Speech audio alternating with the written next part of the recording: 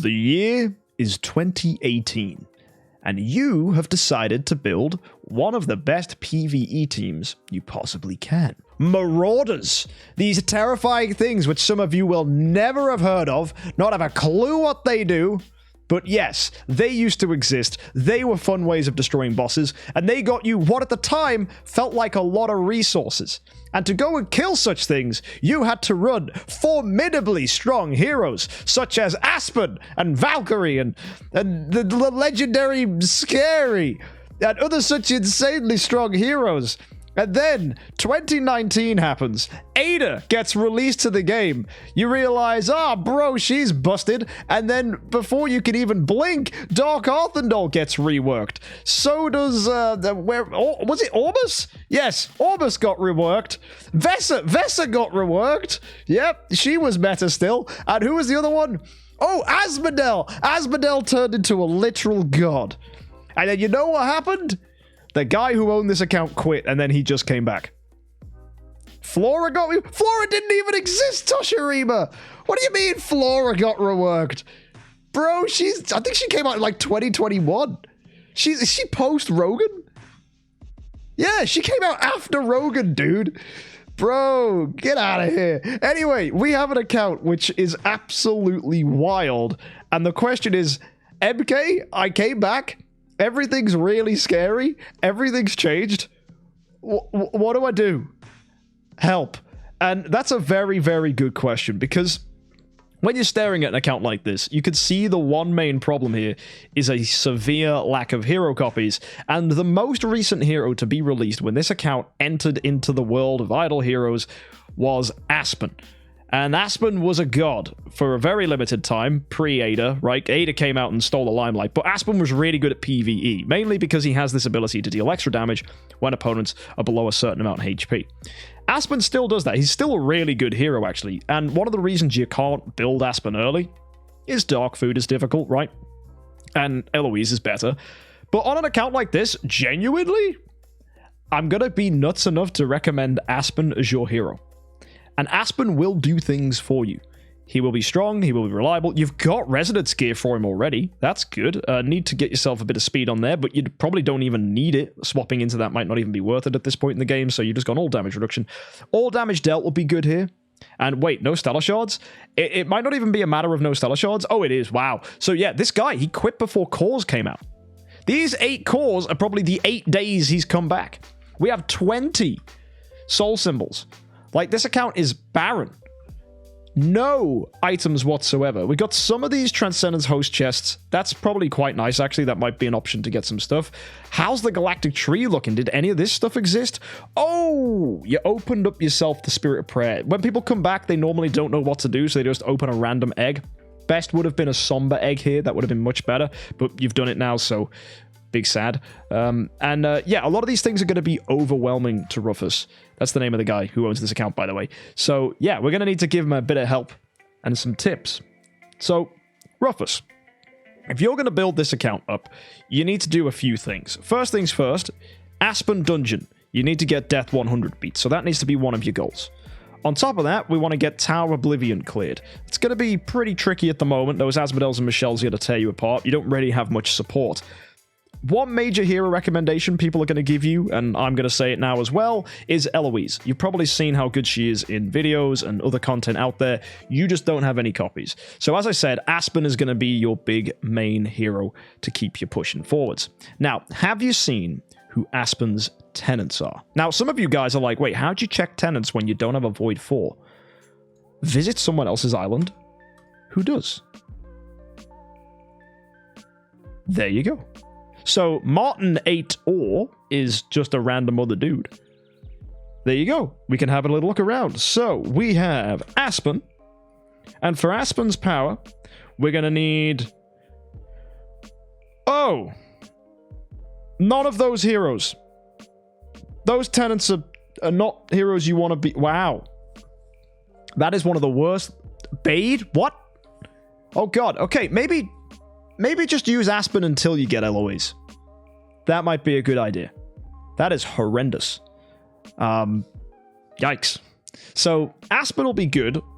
Once you do get Eloise, you'll be able to go with some pretty decent heroes alongside. I'd recommend Carry and Tix. You've probably heard a lot about them. And another big hero to go and have some fun with, Onkiramaru, funnily enough, as Onkiramaru could also be a tenant for the Aspen if you made him a Lord of Fear Aspen and made that your main hero. So that'd be good. What, he had a Scary? Wait, Aspen has Scary as a tenant? Oh god, he does. At the end, tenant spot 4. Problem solved. Oh, if only we could void for the Aspen right now and then legit use Scary as a tenant. Pro gamer move. Would swapping Aspen for a Carry be a good move here? Very, very potentially, yes. We wouldn't have any Carry copies right now, though, to do that with. No, we've got one.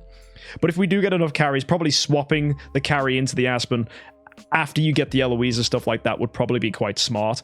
The other thing as well, you might just want to regress the Aspen and then build the Carry by scratch. Because, whoa! Yeah, he's never done the Glory Challenge. So all this progress that you get for building E5s, he hasn't got any of this because all of his E3s and E4s and E5s he built like in the past. This guy's never built a single hero since. So actually, yeah, destroy your heroes and rebuilding them as better ones is definitely the path here. Absolutely the path. And god, he's so new, the chapters here. Wow. I didn't even spot that. This is crazy. You got so many opportunities for progress here.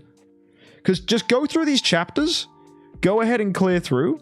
You'll be able to pick up all the forest food you need to build a Garuda. So she could even be a switch for one of these Valkyries. Because Garuda could be pretty strong. Pretty sure Valkyrie plus Garuda might even just straight up clear Seal and 20. The two of them together get one to be a frontline tank, one to be a backline damage dealer. Could be pretty good. On top of that, you got the Heart Watcher for support. That's good for broken spaces. You got the double Scary. You know what? There are people who would genuinely say just finish the Scaries for the memes. And just happily go away and just defeat broken spaces with it. And I don't know why you wouldn't. You can put together a really good broken spaces team here. You get so much all damage dealt from the Heart Watcher. Combine that with the extra 50% from the Cruise. Like, they take an extra 50% damage. He's like, you know, slightly different version of Olivia. Obviously shrinks so much better. But you could definitely put together a team that can clear broken spaces like 1, 2, 3, 4, 5, 6, 7. And that's good resources. That's really, really good resources. So as long as you're doing that, we're on for a W. So you're at stage 3. How hard is this or easy is this? I'm just gonna... Oh, you haven't got Heart Watcher in here. Okay. Right, let's go look at your artifacts. That's probably going to be something really interesting. So you've got Orb of Annihilation and Aspen. We really need a damage artifact and... What? Surely you have an Antler's Cane or an Augustus Magic Ball or something from the past.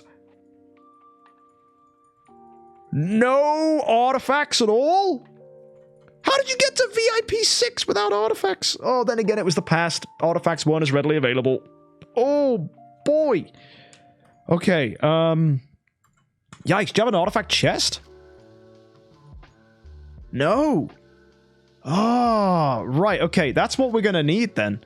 One little trick is to try and get some artifacts from events. So some events will give you them for free, like Easter, for example. You even got a chance to go ahead and pull one if you get with your lucky gifts. Oh, and yeah.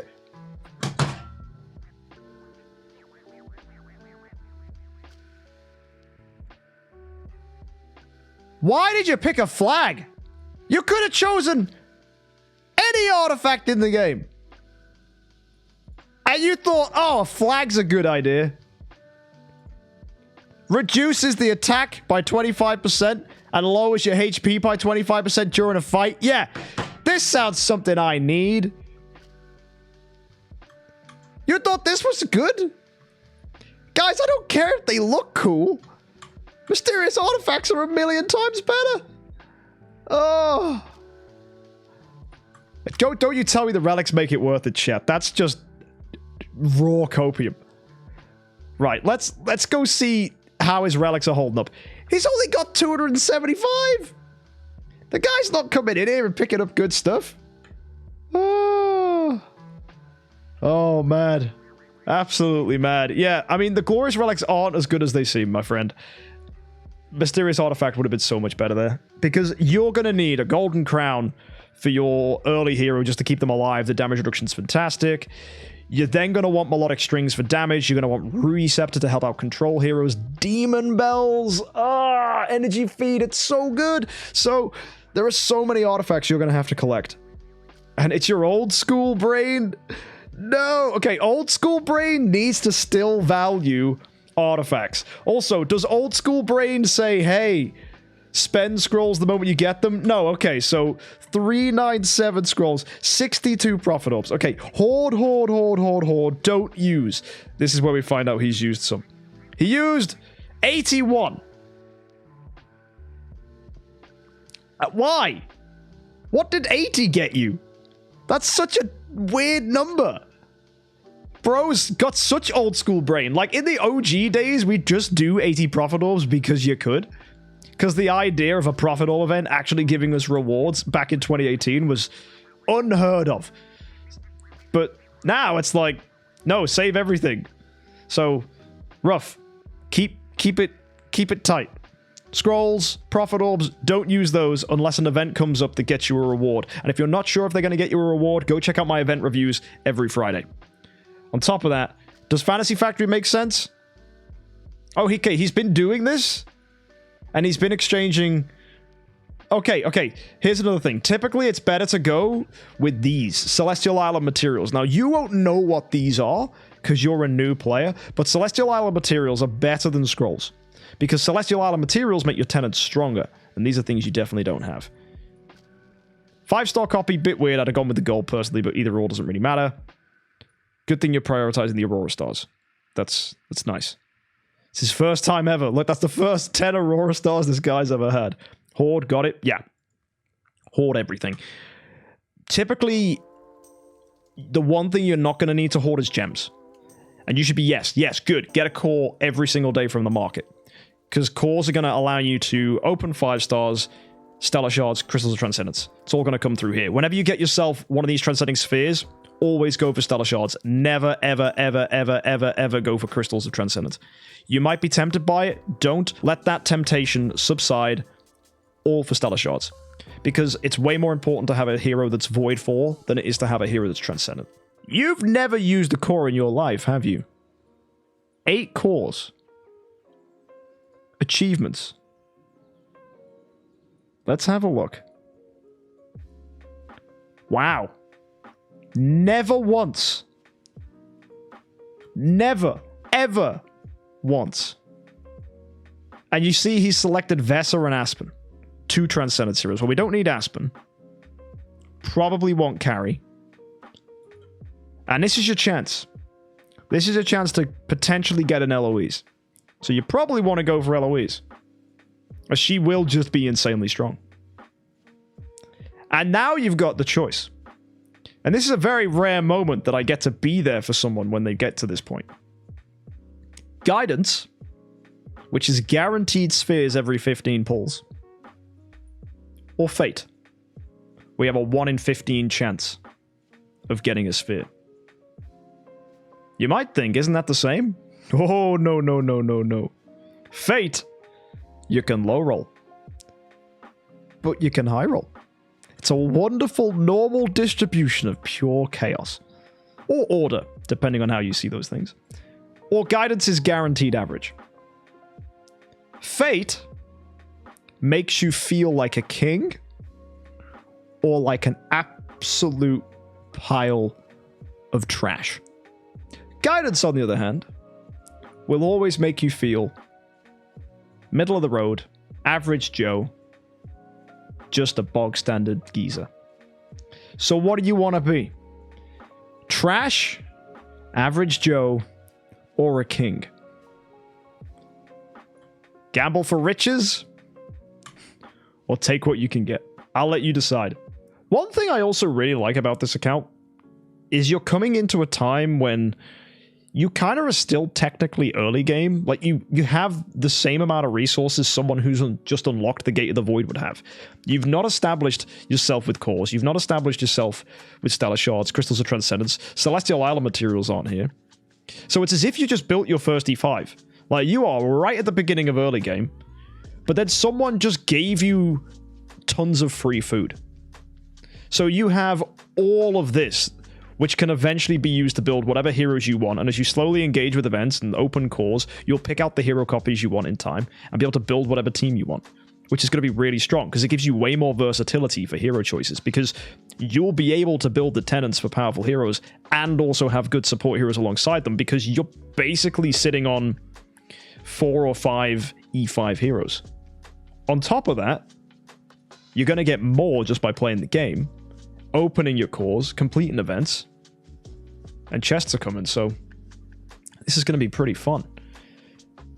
As always, it's recommended to go with Eloise, Tix, and Carry, just to carry you through the early game. Get the 9 stars that support you, Ignis, Waldeck. If you need advice on that, I've got videos all about it. Go check them out. And you're right, Spidey, he will get chests weekly, so this will sort itself out pretty quickly. As well, we got these chapters here, as I said, that's going to give Garuda, so that's going to be an E5 Garuda for us. That's Forest Seal, I'm pretty much cleared and beaten. And he bought the treasure coupon. He did buy one.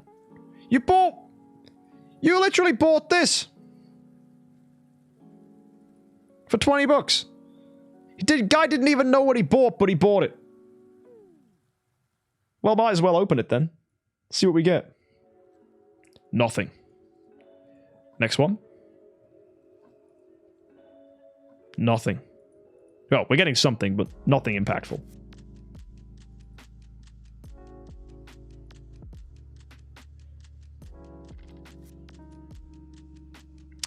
Two left. Not getting any items yet. Oh! Pog! We got one of the new ones! That's good. And another one?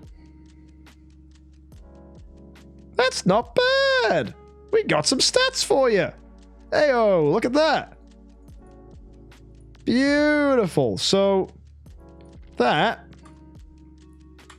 gonna get you some extra HP. So with that treasure trade stuff, that's actually not a bad HP boost to your heroes. I mean, in the grand scheme, it's not massive. But, wait, actually, it kind of is. That's like an extra 10% HP for this Aspen. All your heroes are just going to get chunkier by that. That's not bad, actually. That's pretty good. And you get an extra bit of speed for your heroes. So that's kind of cool.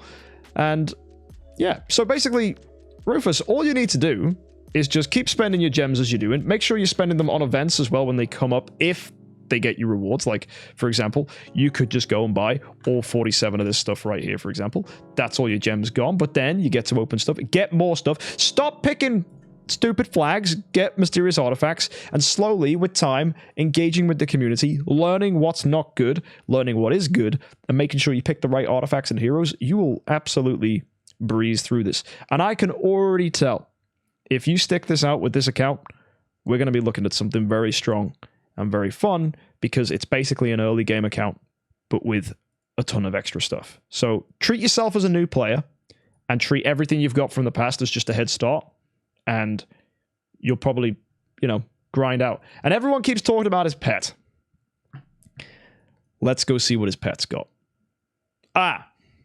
That's... Oh! There was a time when 120 was the highest you could get a pet to. That's why he's got all of this like this. Oh boy. At least you maxed Phoenix. Oh, you maxed Phoenix. That's good. But, that was crazy. And you guys want to see the guild stuff as well? I mean, his guild settlement is, like, going to be untouched, because this didn't exist in the olden days, so this is all new. But his guild tech, all the inner rings done and the outer edge of warrior, this is a guy who did play for a pretty substantial time. Like, guild tech maxed out. Dude, this is, I just said, it's just an early account with extra steps. This is fab. So keep it up. Use Aspen for now. Get the good artifacts. So that's Crown, Melodic Strings, Receptor, and then also focus on getting Eloise and her tenants. And by the time you get to a Transcendence hero, hit us up again, and your journey could take you towards a Mockman. It could take you towards an Aspen. You might want to just stay with Eloise for a bit. It really comes down to what direction you feel like you want to go. A lot of the reasons to not build some of these heroes is kind of removed by the fact you've got so much food. So, Rufus, welcome back to the game. Crazy account. And guys, there's a glimpse of what accounts used to look like back in 2018. Like Double Scary, a Cruise, a Heart Watcher. Like that was standard stuff. And Valkyrie was so game breaking that you would just put a bunch of her on your team and you would really just crush people. People revolted when Valkyrie came out. And yeah, it's just kind of cool to see an account that was never hit by any of the big changes that happened in 2019. Like that's a guy who stopped when it was still E3. That's the scary thing. And you say triple Valk, triple Oberon? Bro, Oberon didn't even exist. That's how long ago 2018 was. Folks, hope you enjoyed today. Bit of a change of scene, but still, just a classic early account who's ready to make some fun. Hopefully that's like you too, or maybe this was like you at one point. Let us know in the comment section. I'll see you next time, and happy idling.